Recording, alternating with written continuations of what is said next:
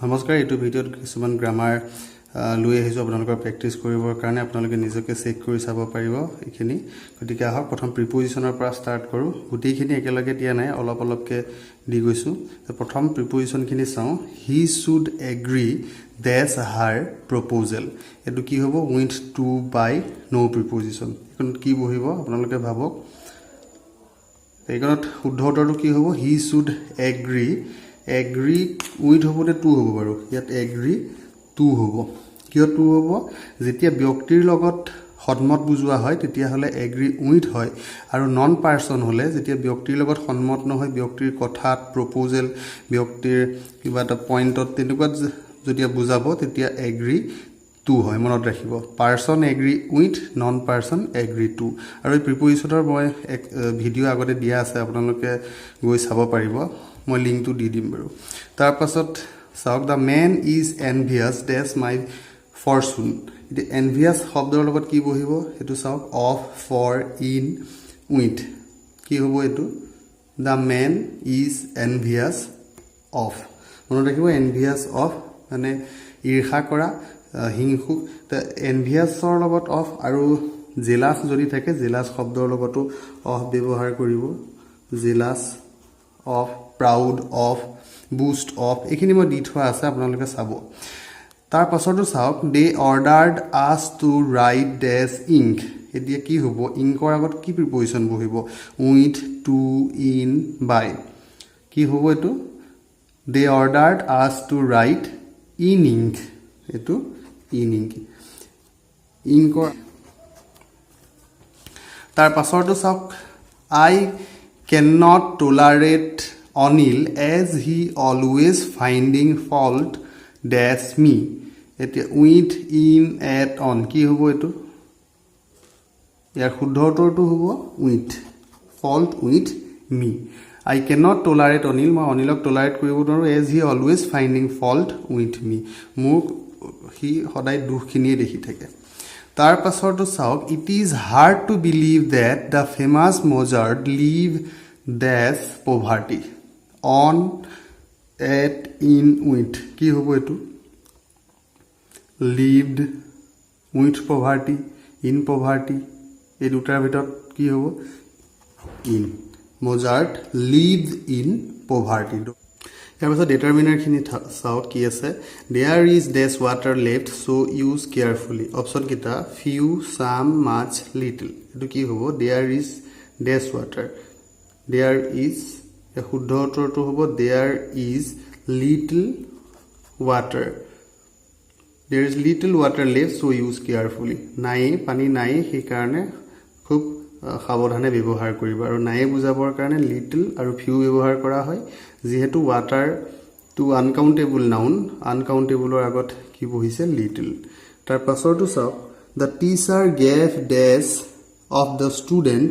a piece of paper the of the student আছে মন কৰিব এটো কি হ'ব each of the every of the many of the much of the আৰু ইয়াৰ শুদ্ধ উত্তৰটো হ'ব the teacher gave each of the students of the থাকিলে সদায় each ব্যৱহাৰ কৰিব every of the নহয় many of the নহয় each of the প্ৰতিটো ষ্টুডেন্টকে একোখনকৈ পেপাৰ দিছিল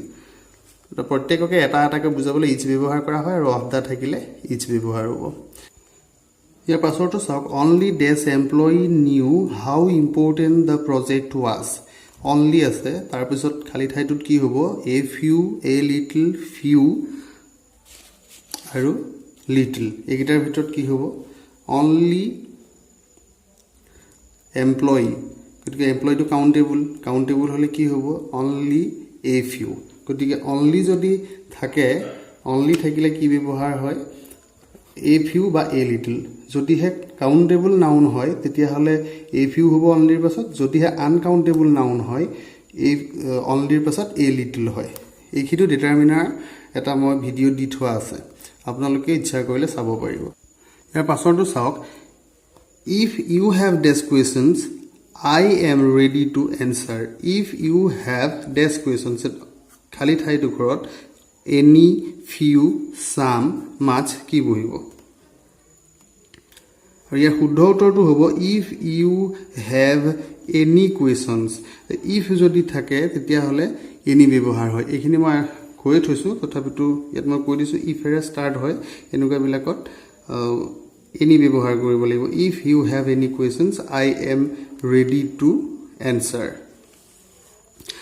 তাৰ পিছৰটো চাওক give me dash money you have in your pocket some, the few, the little, little. Give dash money you have. এনেকুৱা যদি you have, I have থাকে বা have, has ইউৰ পাছত বা ছাবজেক্টটোৰ পাছত সেইখিনিয়ে বুজাব যিমান আছে সিমান তাৰ যিমানখিনি আছে তোমাৰ পকেটত সিমানখিনি দিয়া এতিয়া যিমান আছে সিমান কিহে বুজাব সামে দা ফিউ দা লিটল আৰু যিমান আছে সিমান হে দা ফিউ বা দা লিটলে বুজাব যদি কাউন্টেবল নাউন হয় তেতিয়াহ'লে ব্যৱহাৰ কৰিব লাগিব দা ফিউ আৰু যদি আনকাউন্টেবল হয় দা লিটল মানিটো কাউন্টেবল নে আনকাউন্টেবল মানি আনকাউন্টেবল নাউন গতিকে আমি ইয়াত কি ব্যৱহাৰ কৰিম give me the little money you have in your pocket the little তাৰপিছত টেন্স কেইটা চাওঁ টেন্সৰ কেনেধৰণৰ প্ৰশ্ন আছে I not see him since yesterday এতিয়া এই শুদ্ধ কৰিলেতো I have not seen did not see not see have not been seeing কি হ'ব এতিয়া I not see him since য়েষ্টাৰডে শুদ্ধ কৰিলে এইটো অপশ্যন কেইটাৰ কোনটো হ'ব আৰু ইয়াৰ শুদ্ধ উত্তৰ হ'ব I have not seen him since yesterday since আছে এইটো প্ৰেজেণ্ট পাৰফেক্ট কণ্টিনিউৱাছ হয় কিন্তু present perfect continuous since for থাকিলে আমি যদিহে এই ভাৰ্বটো নন কণ্টিনিউৱাছ ভাৰ্ব এটা থাকে সি তেতিয়াহ'লে আমি প্ৰেজেণ্ট পাৰফেক্ট কণ্টিনিউৱাছৰ পৰিৱৰ্তে প্ৰেজেণ্ট পাৰফেক্টত লিখিব লাগে এতিয়া ছাবজেক্ট ইয়াৰ পিছত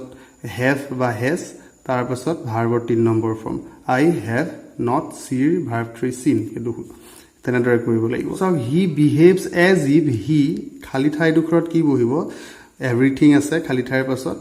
knows everything knew everything has known everything had known everything he behaves আৰু ইয়াত আইডেন্টিফাই কৰা ৱৰ্ডছ দুটা বা কি ৱৰ্ড হৈছে এজ ইফ যদিহে বাক্যত এজ ইফ থাকে তেতিয়াহ'লে কি বহিব ভাৰ্বটো